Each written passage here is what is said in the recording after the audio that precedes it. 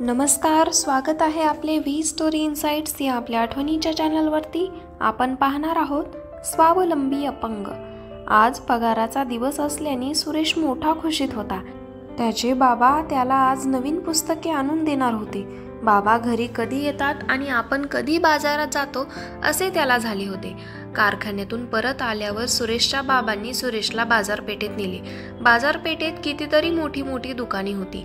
त्यांच्या भल्या मोठ्या पाट्या आणि तेथील दिव्यांचा झगमगाट पाहून तर सुरेशचे डोळे दिपून गेले। पुस्तक विकत घेणाऱ्या मुला मुलींची त्या दुकानात एकच झुंबड उडाली होती। सुरेशचे बाबा त्या दुकानात गेले नाहीत। मोठा चौक ओलांडून गल्लीतील एक लहानशा दुकानात ते शिरले। दुकानदाराने त्यांना एकच हाताने नमस्कार केला, कारण त्याचा दुसरा हात तुटलेला होता। सुरेशच्या बाबांनी दुकानदाराला पुस्तकांची यादी दिली तेव्हा त्याने आत जाऊन पुस्तके शोधण्यास सुरुवात केली। तो एकच हाताने पुस्तके शोधून काढत होता, त्यामुळे ती शोधायला त्याला थोडा उशीर होऊ लागला। सुरेशच्या रागाचा पारा चढू लागला। नवीन पुस्तके आणि त्यातील चित्रे पाहायला तो अत्यंत उत्सुक झाला होता। दुकानदाराने एकाच हाताने पुस्तके आणून सुरेशच्या पुढ्यात ठेवली। बाबांनी आपल्या हाताने पुस्तकांचा गट्टा बांधून घेतला। दुकानदाराला पैसे देऊन ते दोघेजण दुकानातून बाहेर पडले।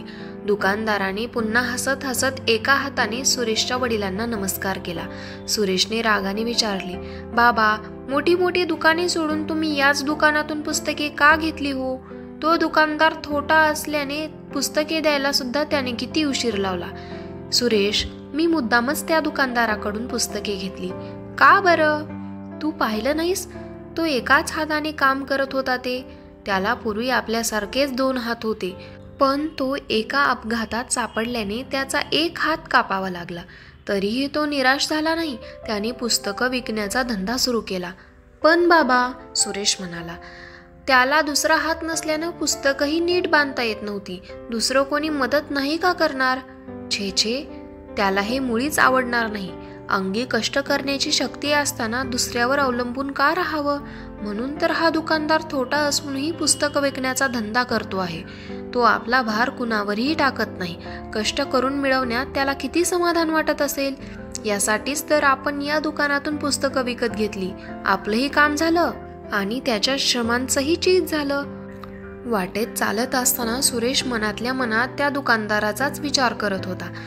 मध्येच तो बाबांना म्हणाला, बाबा, या दुकानासारखे इतरही अपंग लोक असतील नाही, ज्यांना असं दुकान थाटता आलं नसेल, त्याचे किती हाल होत असतील?